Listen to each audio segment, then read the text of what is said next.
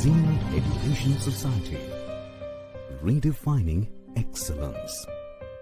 Hi, this is Navish Bade from Zeal Polytechnic, and today's topic is impact of multiple taxation on small and medium scale businesses. Our group members are Gautam Patil, Navish Bade and Nikhil Chakta. Impact of taxation on small and medium scale businesses.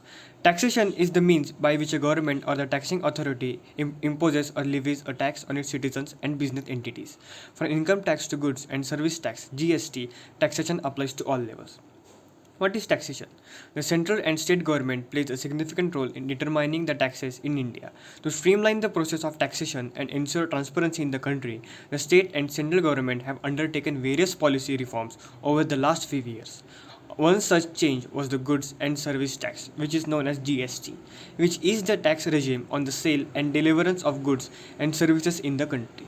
The tax structure in India can be classified into two main categories, which are first, the direct tax, and second, indirect tax. Then, what is direct tax? It is defined as the tax imposed directly on a taxpayer and is required to be paid on the government.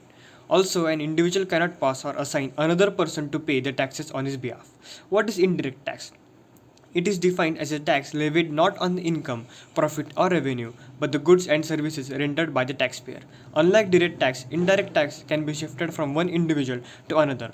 Earlier, the list of indirect taxes imposed on taxpayers included service tax, sales tax, value added tax, which is VAT, central excise duty, and custom duty. Here you can see the image which shown which is direct tax and which is indirect tax.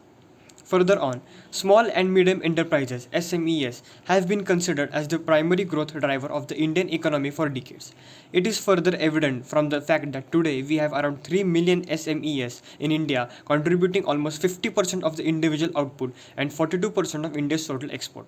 For a developing country like India and its demographic diversity, SEME have emerged as the leading employment generating sector and has provided balanced development across sectors. Let's examine what would be the impact of GST on small and medium enterprises. After the passage of the Goods and Service Tax (GST) bill, the industry is hailing the government for bringing up the reform which has been long pending because of political deadlocks. But before we analyze the impact of GST on small and medium enterprises, we should understand how GST is going to widen the taxpayer base. However, with the merging of all state and central level taxes to the ambit of GST, any manufacturer with a turnover of rupees 20 lakhs and others or 10 lakh special category states or more will have to comply with the GST and its procedures. What is the positive impact of GST on SME and startup, which is the small scale enterprises? As per industry experts, SME and startups will be affected with the most with the rollout of GST, and impact will be favorable in ways more than one.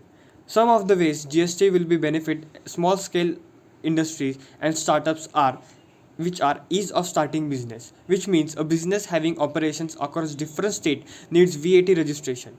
Different tax rules in a different state only add to the complications and incur a high procedural fees. GST enables a centralized registration that will make GST to 25 lakhs with 60% on small dealers' radars. Which is the negative impact. Negative impact consists of multiple registration for pan-Indian businesses. Under the new regime, a business will have to register online for GST instead involved in the sales process. If your business delivers good across 5 states, then you have to register for GST in those 5 states to carry out your own business activities. Second, its returns must be filled on a monthly basis. Under GST, there will be around 36 returns in a fiscal year.